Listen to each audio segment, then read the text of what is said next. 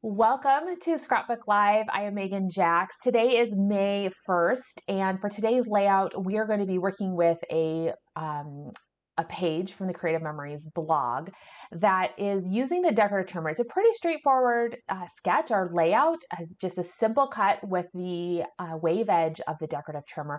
But I'm going to show you how you can add to it if you're thinking, oh, this is just too simple. Maybe you want a little more oomph to it. I'll show you some ways to do that using the decorative trimmer and some additional tools and so forth. But you may also find that this is a great layout to just start with, especially if you are not overly familiar with the decorative trimmer, or maybe you're at a crop and you just need something simple to get your day going before you've had some coffee and the creativity is kicked in. This would be a great option to go with. And so I thought it'd be a fun one to share. So hopefully you've had a chance to print out the handout. As I mentioned, it is a project from the Creative Memories blog. And I'm going to go ahead and switch over to my overhead camera and we'll dive in. All right, so I have my decorative trimmer. I took it apart because I want to be able to show you some things. But before we do that,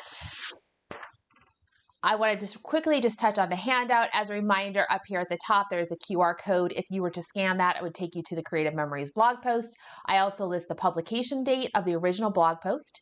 So if you want to go back and look at any additional pictures or want a something different with the, so forth, you can go to the original blog post.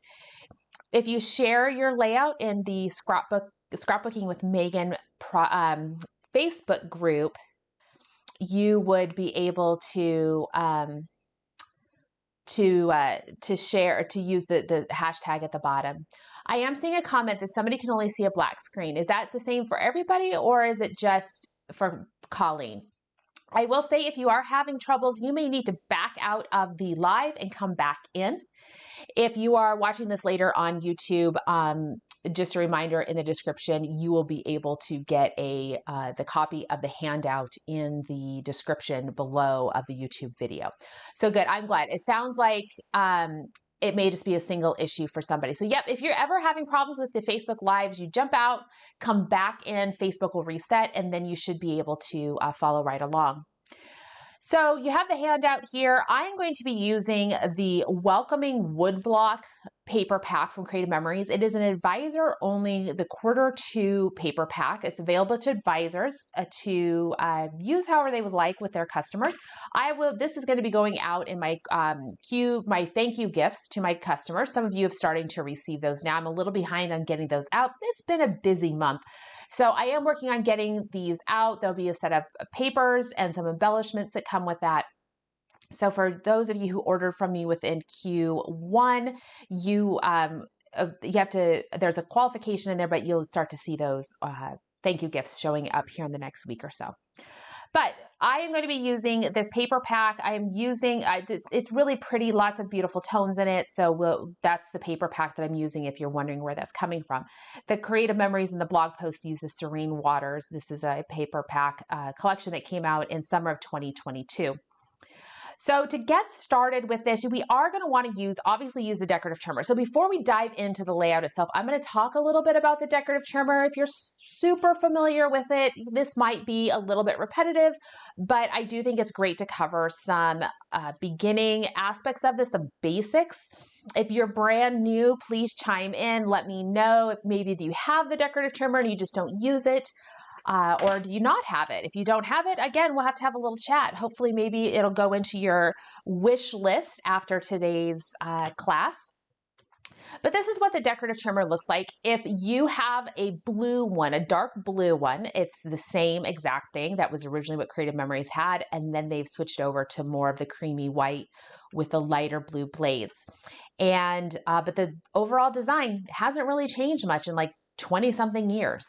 So if you have the blue one with the yellow blades, that's fine. If you have the white one with the blue blades, that's fine. If you have the older blue one and your blades are starting to get dull, somebody did mention, Kim mentioned earlier that she has, her cuts are getting a little bit rough. Chances are your blade would need to be replaced. Creative Memories sells the blades on the website. These blue blades will fit the older blue trimmers. So if you need to replace your yellow blades, that you can use these blue blades from that are currently available on the website. So the one thing to note here that you'll see right away is that there's two cut edges here, or two tracks. We have the swell track, which is kind of, just has 3 peaks and has 2 valleys, and that is called the swell. Think of it like the ocean just kind of swells. It's not really a wave. Would be the one here on the left that is more frequent. There's more peaks and valleys, and that's the wave edge. So there's 2 edges. We have the swell and we have the wave. And whenever I know that like Tessa and I are talking about what edge to use, we refer to them as swell and wave. Every once in a while, people will just refer to both as waves. And then what you have to do is you just have to look at the sample that they hopefully have given you and tell whether or not is it the more frequent waves, which would be obviously the wave edge, and then is it less frequent to the highs and the lows, and that's going to be the swell. The other thing that I want to note, there's a couple nuances with using the measurements on the trimmer. The big thing to note is that, and I've talked about this before, if you want to center within the decorative trimmer, the decorative trimmer is actually the trimmer bed itself. So that's the pieces between these raised areas at the top and the bottom is actually 12.5 inches. And because we have these decorative edges, the tracks that we can use, one of the things that they've done is they've centered the peaks here, the designs of our tracks within the center of the trimming bed. That means that our center is actually at 6.25 inches. It is a 1/4 inch down from the top and a 1/4 inch up from the bottom. So when I talk about centering within the trimmer bed, or centering on your piece here, you're going to want to go ahead and come a 1/4 inch down from the top and a 1/4 inch up from the bottom. And that will be centered so that when you're cutting your swell or your wave, it's going to be centered on your paper. And that can be beneficial. It will be beneficial for today's layout because of the way we're going to use the piece that we cut off. So in general, I always center top to bottom. That's just the habit I've gotten into. That way I have more flexibility with the piece that I cut off. Let me just quickly show you why that matters. I have just a bunch of scratch paper here, or spare paper, that I'm going to be using.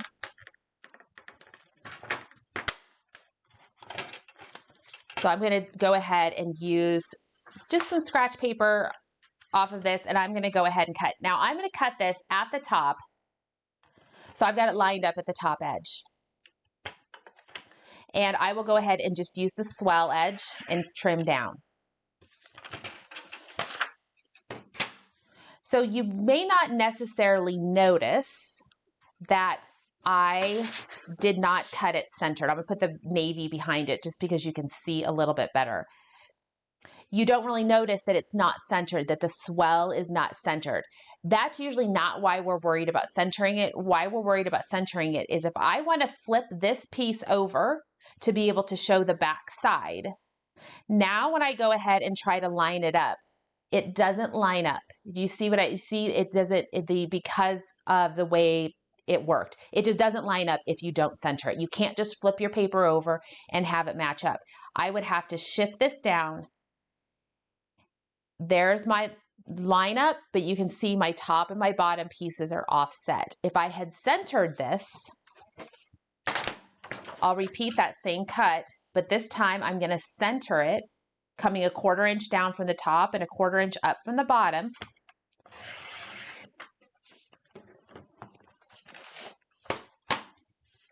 Here's my piece. You can see how they fit together when they're the same pattern. If I flip this over to expose the other side, now my piece lines up top to bottom. I've got a nice tight seam. I can pull it away and expose a little bit if I want. This is what happens. So this is the benefit of centering on this side. It fits nice and tight.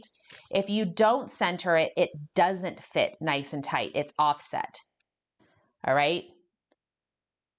So that's why we center. That's why I always have you center, because you just never know what you're going to want to do with this piece. Okay. The other tidbit about measuring on the decorative trimmer is, where is 0? We're used to having the regular trimmer where we have, we have just one line that we're worried about. So one track, but we have 2 tracks here. We have a swell edge and we have a wave edge. So where is 0 on this tool? 0 is actually lined up with the swell edge. The swell line, for the most part, represents 0, where the swell edge starts at the top and at the bottom represents 0. Of course, it crosses the center line a little bit as it goes. I actually think the peak of the swell is at 0. All of these squares represent a 1/4 inch. All the little squares on here, just so you know, all the little squares that are on here is a 1/4 inch grid. So when you're down here in the middle of your layout and you need to know how far over to move things, 1/4 inch is every square. So here is 0. So if you think about it, I've got kind of, in my mind, I like math. If you haven't figured that out already, I love math. So out here is 1 inch. The other challenge is, look, you can hardly see that I've had to use a thin tip Sharpie. If you have not used a thin tip Sharpie, such as a dark color, black, dark gray, I think I use navy Sharpie, you're going to want to use a Sharpie. Get in there with those grooves and label those numbers so you can see them. So you can see where 0 is right here. Out here is 1 all the way to the very edge. And then you start to see we have 1, 2, 3, 4. And then if we really needed to, we can come out here with our edge. And I don't use this a lot, so I didn't worry about numbering them. But if you do, you might want to number them. The other part I would like to point out is there are centimeters listed on there. Do you see those small numbers that I have not used my Sharpie on? Those are centimeters. Every once in a while, those can be helpful, especially if you're doing some very precise cutting that you need to know the in-betweens, because there's no, well, there is 1/8 inch marks up there. You can see them, but sometimes centimeters works out a little bit better. But for today, we'll be using the, what's it called when it's not the metric system? This, whatever, the inches. So we'll be using the inches. I know it has a name. So somebody, if you could type that in comments, just remind me what it's called when it's not, we don't use the metric system. So here's our 0. I sometimes think of it as +1 and then -1, -2, -3, thinking of a number line. Imperial system, that's right. That sounds very pretentious, but it is the imperial system.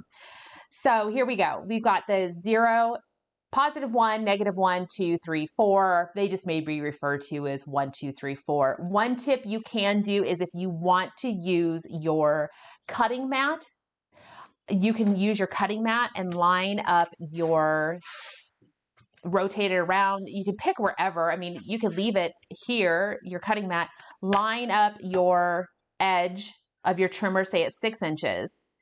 And you now have your extension out here with your other numbers. They don't line up perfectly because obviously 6 represents where 1 is. So 5 would be 2, 3, 4, but you have some options there. Or I always recommend having a handy dandy ruler available. Sometimes that's just needed, especially if you're working with this side and you need to measure off to the side here. How much is sticking out? How much is left?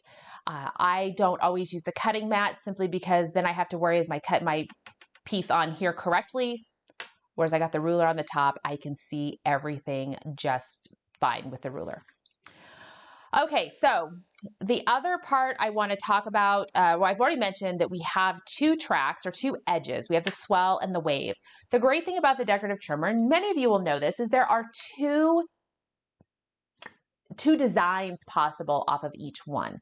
There's 2 sides. So let me get this put back together.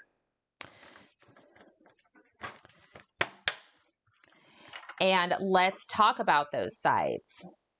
So I've already got one where I cut with the swell. So you can see here with the swell edge,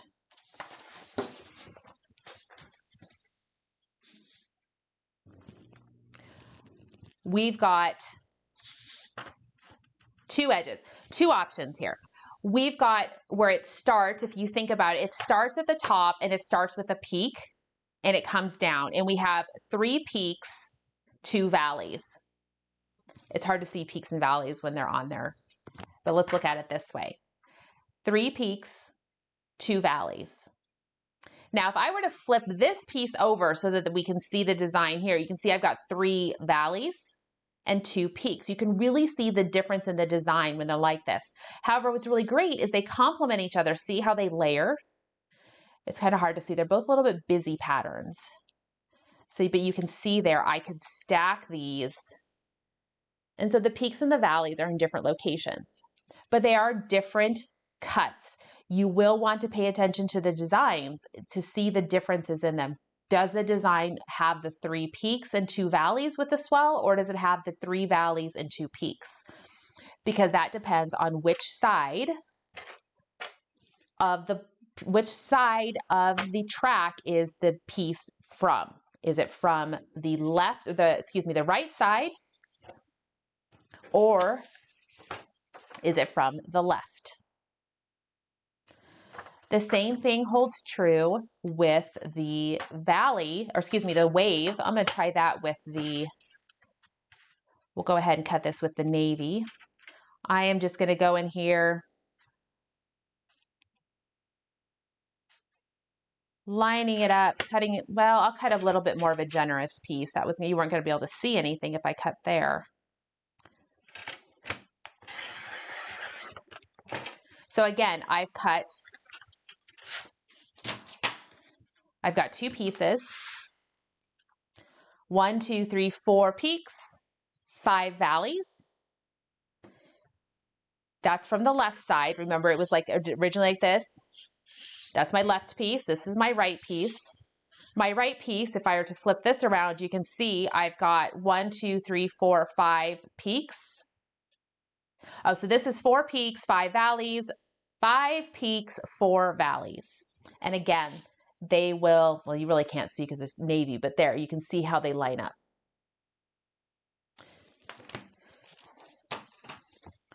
You can mix and match your pieces, layer things together. It can be quite lovely when you start layering all the pieces together. So I see a question from Dawn asking, how wide is the part that you cut off? That's the measuring that she can't seem to get. Measuring with the decorative trimmer is probably the hardest part of it. I find when I'm giving directions, I have to be very explicit in terms of talking about the direction that I slide the paper in from. Are we coming in from the right, going left to right? Or are we coming in from the right and going towards the left? Am I going to keep this piece? Am I keeping this piece? It really depends, and every project can be a little bit different. So you just kind of have to pay attention, and that's where I would encourage you, if you are out there making directions, if you're an advisor or a content creator and you're using the decorative trimmer, you want to err on the side of giving too much detail, too explicit of directions when using the decorative trimmer. Tell them you're going to slide the paper in from the right side, and you're going to line up the right edge at 2 inches and cut with the swell blade. You will then use the left piece, or you will use the right piece. You have to be very, very explicit because there's just so many options. You've got the 2 blades or 2 edges, you've got 4 sides. There's just so many things that you can do here with it. So I can't give a very specific answer to that, Dawn, just because it really depends on the project. That you just really have to know what your goal is. And the other thing too, sometimes I will go ahead and say, okay, we're going to start A lot of times my directions would be, we're gonna go ahead and establish our edge. And when I say established, I'm meaning we're just gonna go in here, bring this out as far enough as we need to, again, centering top to bottom, and I'm gonna cut off just a little bit, just enough to give me the edge. So here I'm cutting off about 1/4 of an inch. When I say that, I'm basically getting rid of, and I should have told you, I'm sliding it in from the left towards the right. I'm going to establish my edge. That means this piece here is likely scrap. And then maybe I would get out my regular trimmer, and I want to cut this piece to 1 3/4 inch wide. So I would take my peaks over here to the edge at 1 3/4 inch and slice. So that might be how I would give directions for using the decorative trimmer if I just need a piece that maybe has one swell edge and one straight edge. So it is a little bit of a nuance when you're giving directions to do to make an explicit layout with it. So sorry, that's a very long way to say that it's hard to give you a very definitive answer. The other thing that I want to mention before we move on is I want to talk about, there's two types of cuts in a way when you're cutting with it. There's what I call a parallel cut. So what we would do is come in here and we would establish our edge. Maybe I just want a wave that is like a band, right? A ribbon cut, a parallel cut. Basically, I'm making a ribbon. And I would go ahead and I'm going to establish my wave. And then what I would do is I'm going to bring my paper over. So if I want to have a 1-inch ribbon, okay, so that ribbon is as if I had taken a 1-inch strip of paper and I made it wavy. So it's going to be a little chunky, going to be a 1-inch ribbon. I'm going to bring this out a full 4 squares over. So I'm going to take my edge right there. My edge, I started at 2. I'm going to move it all the way over. Oh, let's focus on me. There we go. All the way over to the 1. Do that at the top and the bottom. And that's going to give me a 1-inch ribbon.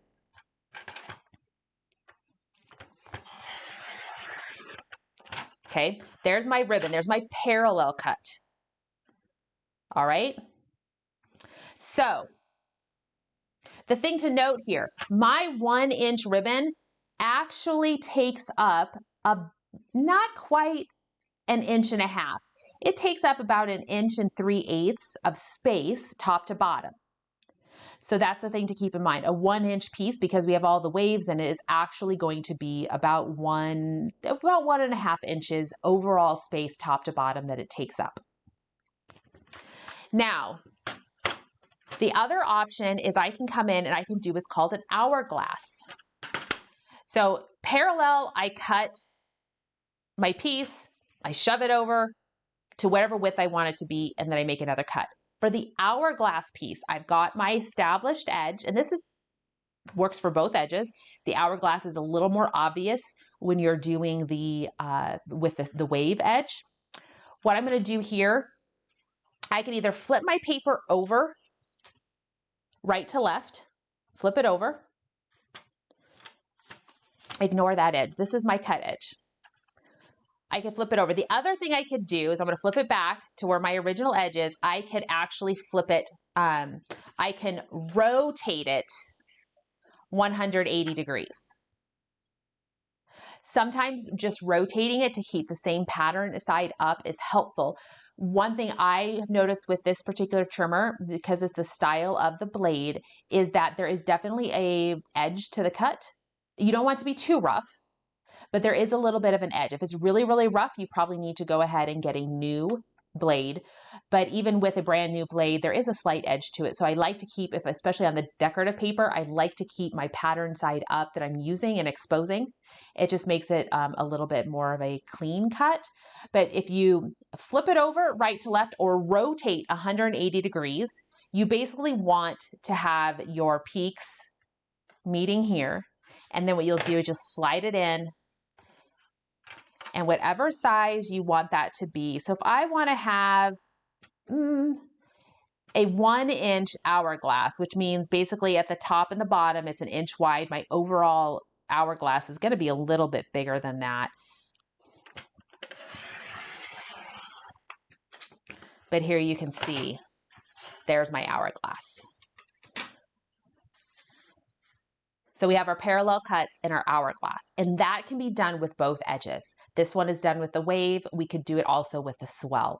So that's the things to keep in mind. So the decorative trimmer has so many options. It has a little bit of a learning curve, but it's scrapbooking. So all of your little mistakes always look wonderful in the layouts themselves. So don't stress it out too much if you don't get the cut just perfect.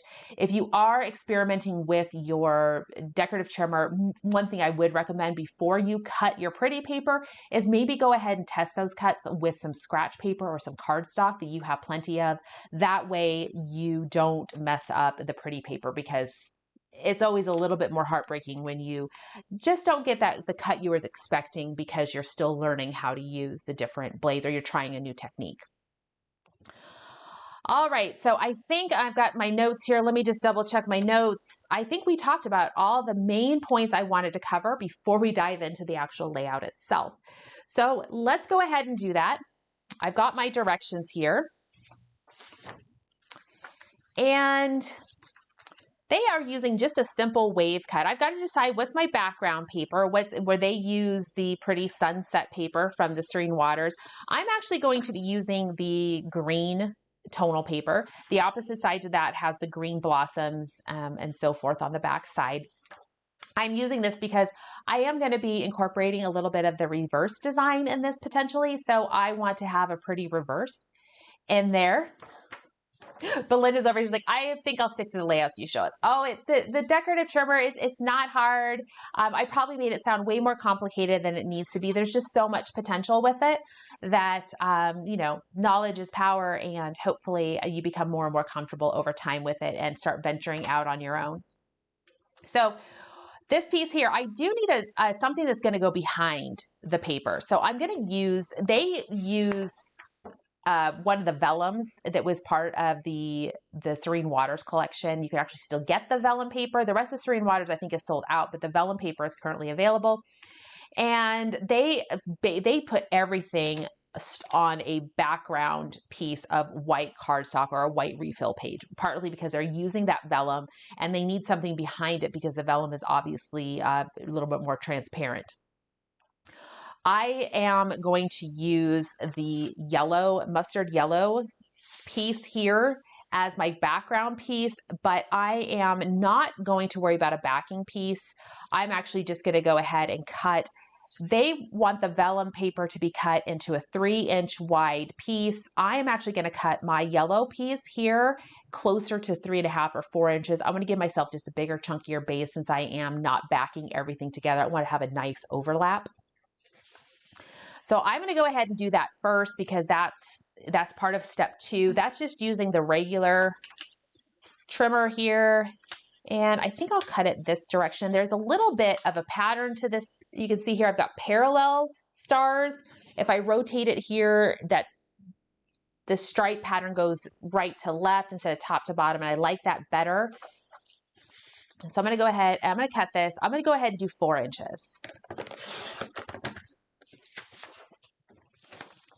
All right, so there's 4 inches. And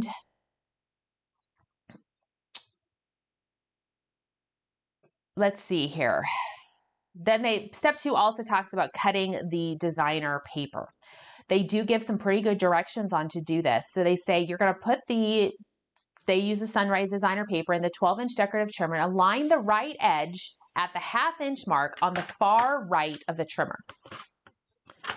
Okay, so we've got my right edge of my piece here. This is the right edge of my paper, and I'm going to line it up at the 1/2 inch mark right up here on the right edge of the trimmer. So I'm going to feed it in from the left to the right. I'm going to line it up at that 1/2 inch. One thing I do want to note here, I am centered. I pulled it down a 1/4 inch from the top. I'm up a 1/4 inch from the bottom. I am making sure that it's lined up along that 1/2 inch line. And I'll go ahead and trim. Oops. Cut with your wave, not your swell, your wave. All right, we're going to cut with the wave.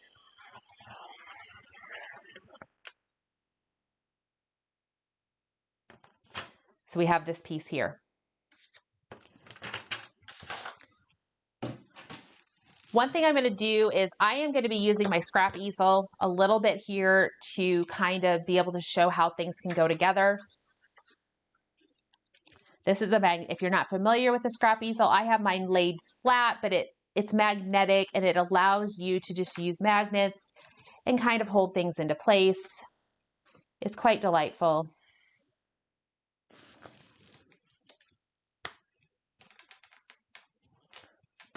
That way I can move things around on and off my space here as I'm cutting, well, let's see here, as I'm cutting various things. I think I can just set it to the side.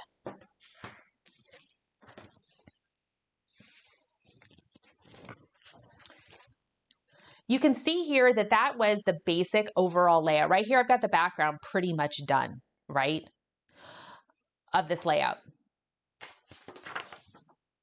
I mean, from their standpoint, all I need to do is make some border detail at the bottom and add my photos. But you may be looking at thinking, that's kind of basic. Maybe I want a little bit more. It really just depends on what you're using. Creative Memory, I mean, their sample, they've got a really more decorative background piece, so it's kind of nice. It really just focuses the design in on the photos and so forth there. Their paper is a little bit more elaborate, having the sunset detail in the back. My paper's a little bit more boring because I've got two tonal pieces. So I've got some room if I want to add a little bit of oomph. One of the things I could do is I can come in here with this piece that I cut. Let me toss these over to the side a little bit. I'm going to leave these. I can come in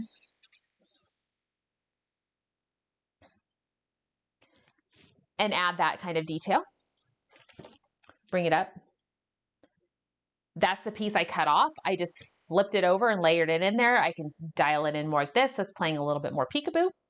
I could bring it out. When I bring it out, depending on how far I bring it out, I do start to see that hourglass effect appear.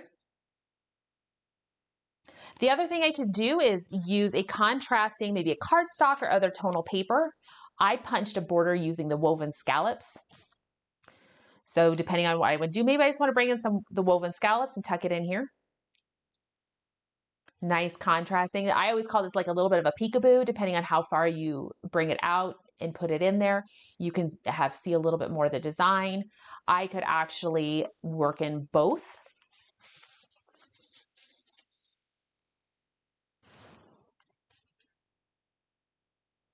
So you really have some options over in here where you can start playing around with how you want to incorporate different elements. I think what I'm going to do is I'm actually going to take this piece here and I'm going to hourglass cut it to give myself an hourglass that I'm actually going to come in and I'm going to use, I want to accentuate the circle pieces here. So I want to be able to use my circle punch and be able to put a piece in here. Now, I've already experimented with this. I worked on this yesterday to give myself an idea, and so I knew what I was doing. This is the direction we're headed, all right? So I just don't remember how wide I made that cut. Let me double check here. I forgot to write it down. I did about 2 inches. So this piece here, I'm going to cut 2 inches. I'm going to bring it over. I'm going to bring it back into my trimmer, and I want to make an hourglass cut. So I'm going to feed it in. My straight edge is going to feed towards the left, and my peak here is going to come over to essentially 0. That'll give me a full 2-inch width at the top.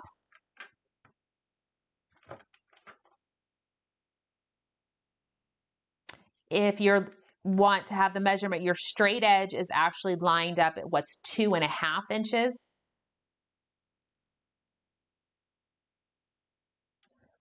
Otherwise, the tips of your peaks here are lined up at the very edge. Let me bring it up and show you. See, they're lined up. It's lined up right there. That'll give me 2 inches from here. This cut track to that cut track is 2 inches. So the widest point of my hourglass is going to be 2 inches.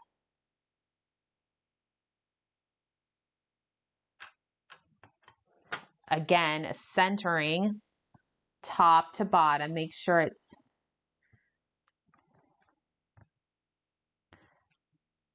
quarter inch down from, you want to make sure it's quarter inch down from the top, lined up there, line it up.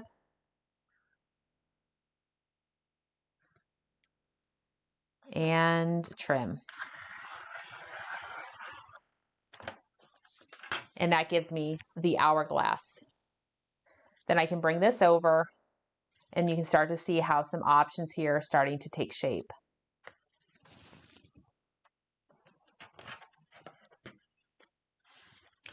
I do have this extra piece left over.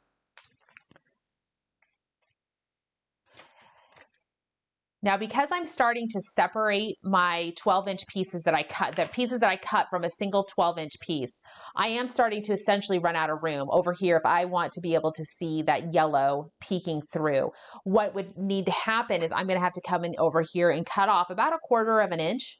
And that gives me that I can have a gap here between 1/8 inch on either side of my hourglass piece. I can cut this big piece, I can cut it by about 1/4 of an inch, maybe 3/8 of an inch, depending how big I want that gap to be. But I cut a wide piece. That's one of the reasons I cut this piece, this yellow piece under here, a little bit wider. I've got some room to bring things, to move things around. It's another reason I haven't actually adhered anything either, because now I've got the flexibility. If I want to trim this down, bring it over, move my hourglass piece over a little bit. And essentially my goal would be to line up this piece on the very edge and then get all my other pieces situated in here.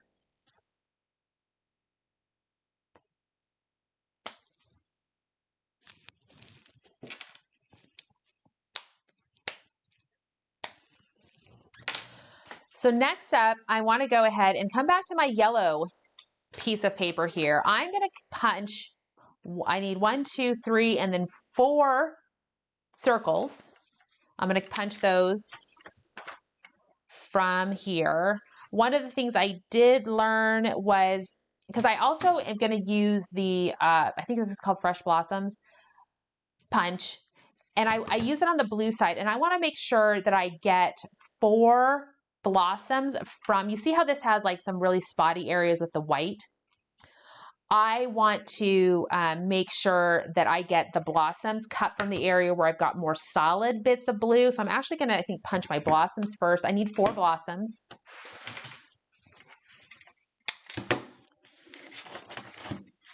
I could also use just cardstock. I was going to punch this with cardstock, like use some navy cardstock, but I ended up going back with the blue.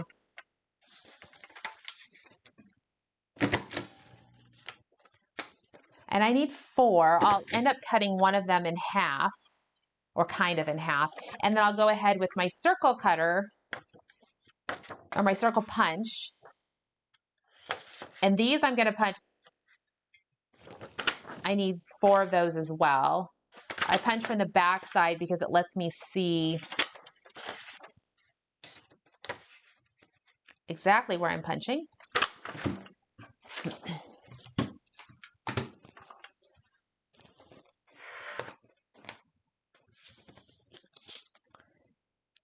And these get put on just right in the middle.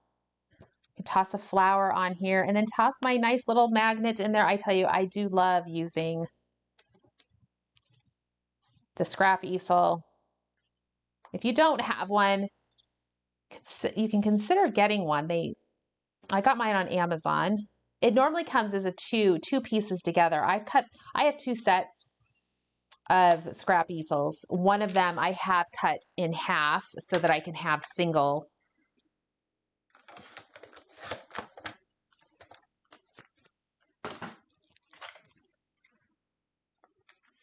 The circle punch, if you don't have the circle in the square, I am just going to tell you right now, you need to go grab them on Creative Memories website. Right now, they are part of the buy one, get one. punch offer. So if you buy both of those, you'll get 2 free punches to select from. There's some really great punches out there available. So these pieces will go at the top and the bottom. They do have to be trimmed. They don't quite fit on there just perfect. They'll be trimmed and then the additional flower put on. But here you can see how it's starting to take shape. So we've gone from a very basic, just a single wave edge with that mustard color. Now we're adding some additional details here, right? You're taking it up a notch. We could stick very basic and just flip that piece over, slide it under. That's like the next step up, maybe a little more intermediate if you want to incorporate some punches. Now we're going on to a little bit more advanced. We're using the Hourglass Cut. We're going to be doing a little bit of layering in there and so forth, but it's a great option. So once that would all get together, and I would take the time to adhere that all down, what we end up with, taking my finished cake out of the oven, you end up with this once you've taken the time to get all your pieces put together. So now going back to our sketch, they have the additional details on here. They do have some pieces here at the bottom. So what I did is I went in with my trimmer and my decorative trimmer, I did a parallel ribbon cut. This is about 3/4 of an inch, a 3/4 inch ribbon here. That was done with the blue. The other side is the yellow. I cut that with, but I wanted the blue side. And then the yellow, I ended up just using the swell edge, leaving one edge straight. So I'm envisioning something along these lines, comes down here at the bottom. These are all 12-inch pieces, but I can just cut them off after I get everything positioned. So there we have, our pieces. Do we want it to, and so forth. Now they do have a decorative element. They have a couple of decorative elements there. You can see they've used probably, I think those may have been either laser cut borders or stickers. The Serene Waters came with both options, the laser cut borders or the die cut borders and the stickers. So what I did is I decided I wanted to use a border punch in here, something with a little bit of a decorative element to it, have a little bit more of a design. And one thing to note for this particular paper, this has, let me see if I can get to show you. The flower paper, bring it up here. You can see there's some green, there's a greenery in here, more of that olive tone, the darker teal for the flowers. I like that the blossom match that kind of has the same effect to it. So I was like, oh, let me do something here with the greenery. And I was like, oh, I can just use leafy vine. So I punched leafy vine. I punched it in olive cardstock. I just literally went to my green folder, project folder. It has all my green scraps in it. I use the project folders to store my scraps. And I had olive in there. And then this gets layered on. The one thing I did do, I punched the border and then I went, and for the leafy vine, I went to find where there's more of a particular part of the punch where the leaf sticks real close to the stem, and it actually looks really nice. If that's where you want to have just your cut off, so you have a leading edge, I think that worked really well. I probably could have cut it right here too. You just want to have a nice leading edge, and then it would go on, so forth. So let me adhere these into place really quick, and then whatever hangs off the edge, I will go ahead and cut. My pattern here, my paper pattern has a nice aspect to it because it does have, I can, for the most part, line things up on here straight by using the pattern of the paper. It's always nice when that's an option. I want to keep it down towards the bottom. Go ahead and add the ribbon, just playing around with the different types of cuts. And now I will add the leafy vine.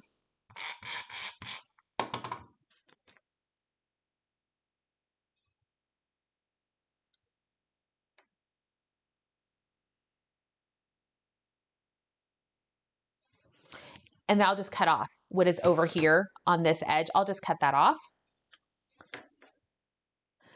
Thank you for helping Sandy, for helping Sherry get situated with where you can find the decorative trimmer on the website, on the Creative Memories website. You can also go up to the little magnifying glass on their website and just type in decorative, and that will bring it up, or trimmer. A lot of times I sometimes just find myself using their search tool. If I know the name of the product, I just keep it short. Like if I'm looking for peekaboo pockets, all I'll type in is peek. That usually can help get something pulled up quicker too. If you're not sure, I can never remember where peekaboo pockets are on the website. So I just type in peek and there they pop up. So now we want to talk about using getting the photos on here. They do use the mats from the collection, from the Serene Water. So they talk about using the larger 4.5 by 6.5 inch mat, which is going to mat that 4 by 6 photo. And then they cut a 4.5 by 6.5 inch mat, which has the 2 journal boxes on it. And they use those for the 2, one for the photo, one for the actual journaling. What I did is I simply cut the pieces that I needed out of leftovers, the scraps from what I did. So I already have those cut. I cut them to the same size that they had. The one thing I did do is I did bring in the greenish paper. I could have punched leafy vine from this piece, but I thought it would be a little bit too much because it's got, even though it's tonal, it's got it's pretty contrasty and pretty busy. So I thought it was going to be too much to be able to do with leafy vine down here. So I left that in the olive, but the olive matched the paper here. If you happen to have, I think it's called Meadow, is a similar color that would look good with this piece as well. Probably matches a little bit better than dark green or Kelly green. There are current greens in our lineup, but there's the piece there. So I cut that as my 6.5 by 4.5 inch piece. And then I have 2 smaller pieces that I can use for photos. I can use and so forth. So you can see here how it's starting to take shape. There we've got, sticking with the sketch, the additional pieces in here.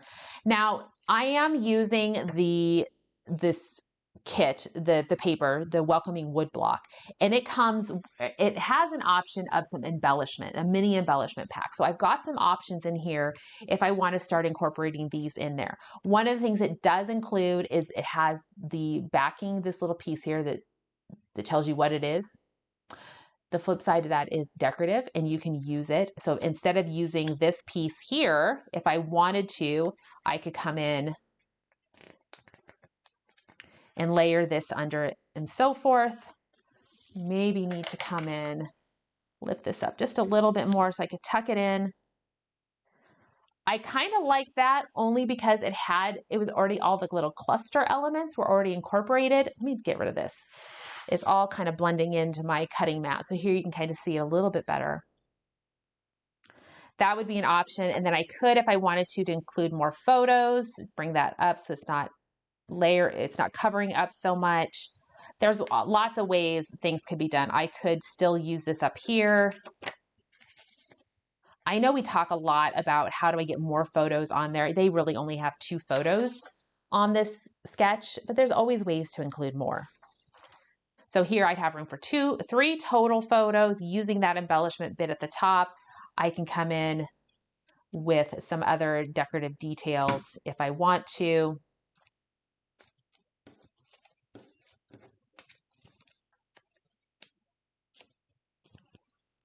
And so forth. So I think that is probably where I'm kind of going to leave it. I do like using that piece up there at the top. And just some additional details. This would be all ready for photos at this point. So that is today's layout. So lots of information there. I mean, the layout itself went together pretty smoothly. Obviously I knew what I was doing, right? I had spent some time yesterday during the B delay of the Diamondbacks game. That's a long story there. Getting this layout ready. So last night put it together with some ideas. So I, kind of knew more what I was talking about and be able to show you. So trust me, that maybe took a little bit longer for me to put together initially, but showing you guys, it goes together a little bit quicker. So the decorative trimmer, hopefully you guys have had a chance, or even if you're an old pro with it, you can see a fun layout to do here. If you've never used it before, hopefully you're inspired to dig it out and give it a whirl. If you don't even own it, I hope it ends up on your wish list. There will be at some promo some point this summer. We know there's going to be one coming up in July. They always have a promo in July. So put it on your wish list and revisit it next time you need just a little bit something more in your cart and you're just not sure what to get. And maybe that's a chance to dive in and give the decorative trimmer a whirl. So sometimes you'll hear it referred to as the deco trimmer, and it's not to be confused with the decorative blades of the rotary trimmer. They're obviously two different tools and two different effects, but the decorative trimmer is a great thing to use.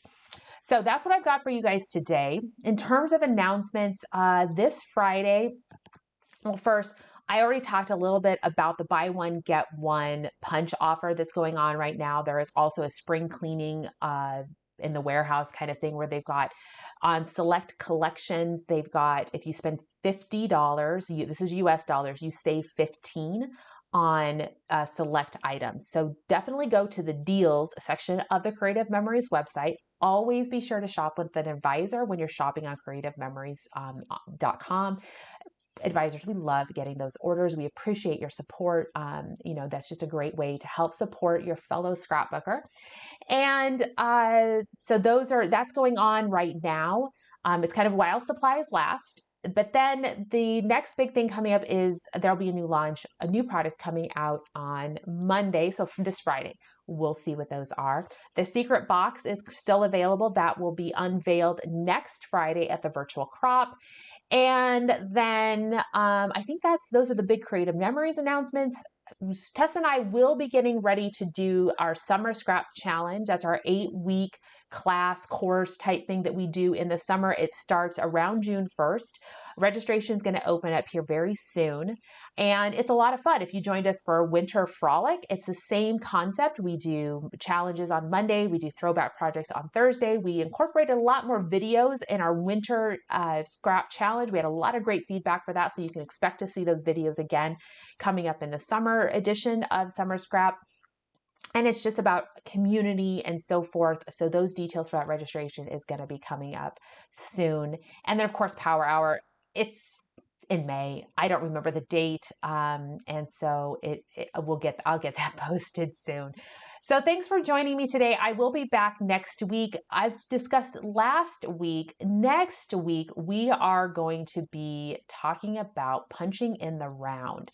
So hopefully you have the jumbo circle. Hopefully you have some punches, BMCs. You've got some border maker cartridges. You've got some border punches. Maybe you've got a frame punch, even a regular, just a shape punch. We're going to talk about all of that. So you will want to have the jumbo circle. You will want to have the 13 by 13 cutting mat. You will want to have the red, green, and blue blades. So if you don't have those, you might want to just put them in your shopping cart. You can certainly watch the video next week and see what it's all about. And then you can make your decision on ordering, or if your order hasn't come in, you'll have time to get that. And again, maybe it's something you want to wait on ordering until there is a good incentive. You never know what's going to come up. So that will be next week. So I'll get the information out for that. It's going to be a fun one. You need scrap paper. We won't have a project per se. It's just going to be learning how to use your punches in the round with your jumbo circle. So, and you'll need a pencil. Okay, Kim's all excited for next week. I'll add to Kim's today because I think they're all 3 different Kims. So thanks for joining me. Looking forward to see you guys again next week. And hopefully by then I'll have my house sold and then I can make all the messes I want and not worry about it so much. So thanks for joining me. See you soon. Have a great rest of the week.